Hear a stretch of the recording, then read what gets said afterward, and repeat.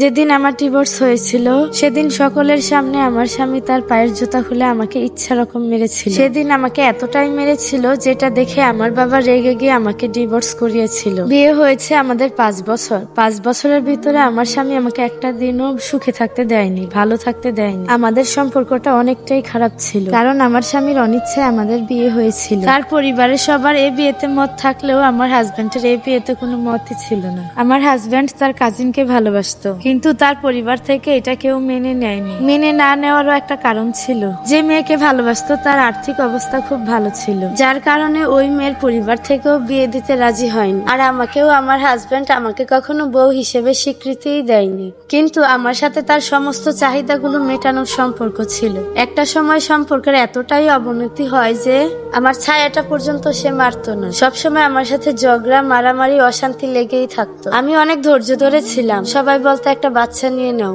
তাহলে তোমাদের মধ্যে আর খারাপ সম্পর্কটা থাকবে না। আমিও বোকার মতো তাই ভেবেছিলাম, হয়তো একটা বাচ্চা নিলে আমাদের সম্পর্কটা হয়তো ভালো হবে। কিন্তু যে সম্পর্ক একবার নষ্ট হয়ে যায় সেই সম্পর্ক একটা বাচ্চা কিভাবে পারে ঠিক করতে?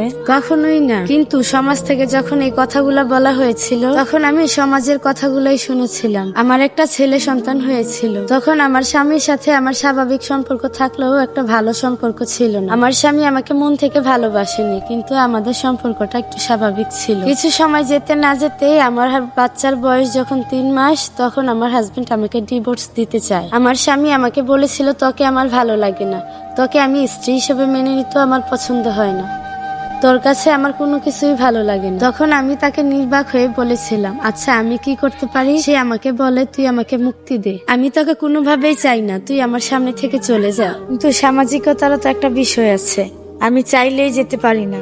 আমার একটা সন্তান আছে, আমার সন্তানের ভবিষ্যৎ আছে।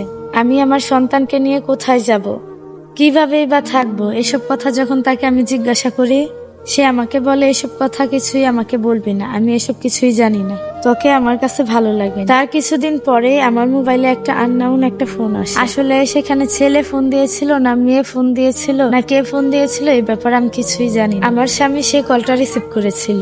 সে আমাকে বলেছিল আমার মোবাইলে নাকি একটা আননোন নাম্বার থেকে ফোন এসেছিল, কিন্তু সেটা ছেলে ফোন দিয়েছিল না মেয়ে ফোন দিয়েছিল সেটা সে জানে। আমার স্বামী কলটা রিসিভ করার পর নাকি ফোনটা কেটে দেয়। সেজন্য সে আমাকে অনেক মেরেছিল, এতটাই মেরেছিল আমার শরীরে জ্বর এসে পড়েছিল, আমি 2টা দিন হাঁটতে পারি। যাই হোক, এরপরে আমার পরিবার এই ঘটনাগুলো জেনেছিল। আমি নিজেই তাদেরকে এই বিষয়গুলো জানিয়েছিলাম। তারপর আমার পরিবার আমাকে বলেছিল, তোর আর সংসার করতে হবে না, তুই চলে আয়। কিন্তু মেয়েরা একটা সংসারে আটকে গেলে সেই সংসারের মায়া এত সহজে কাটাতে পারে। কিন্তু আমি তো জানি আমার হাজবেন্ড অন্য একটা মেয়েকে ভালোবাসে, সেজন্য সে আমাকে আপন করে নিতে পারছে না। আমার শাশুড়ি ওই দিন বলেছিল, তুই অযথাই বউটার সাথে এরকম অন্যায় করছিস, এমন বউ চলে গেলে আর কখনো এমন বউ পাবি না। তখন আমার হাজবেন্ড বলেছিল, আমি ওকে পছন্দ করি না, আমার ছায়াও ওর কাছে আমি মারতে চাই না। আমার শ্বশুর শাশুড়ির সাথে আমার হাজবেন্ড অনেক খারাপ ব্যবহার করত, অনেক সহ্য করেছে, আমি অনেক খারাপ ব্যবহারও করেছে আমার সাথে। একদিন হঠাৎ করে সে আমাকে চোর বানিয়ে ফেললো। তার মানি ব্যাগ থেকে নাকি আমি 5000 টাকা চুরি করে ফেলেছি। কিন্তু আমি টাকা দিয়ে কি করব, যেখানে তার আর আমার সম্পর্কই ভালো না, তার টাকা আমি কেন নিব? সেদিন আমাকে সে এতটাই মেরেছিল, সে মারতে মারতে নিজেই ক্লান্ত হয়ে গিয়েছিল। আমি যে এত মার খেয়েছি তারপরও তো আমি স্বীকার করতে পারিনি যেখানে আমি টাকাটা নিইনি। তখন আমার বাবা বিচার সালিশ বসিয়েছিল তার আত্মীয় স্বজন নিয়ে। সেই মুহূর্তে আমার হাজবেন্ড এতটাই উচ্ছৃঙ্খল ব্যবহার করেছিল যে তার পায়ের জুতা খুলে আমাকে অনেক মেরেছিল, ইচ্ছা রকম ভাবে সে আমাকে মেরেছিল।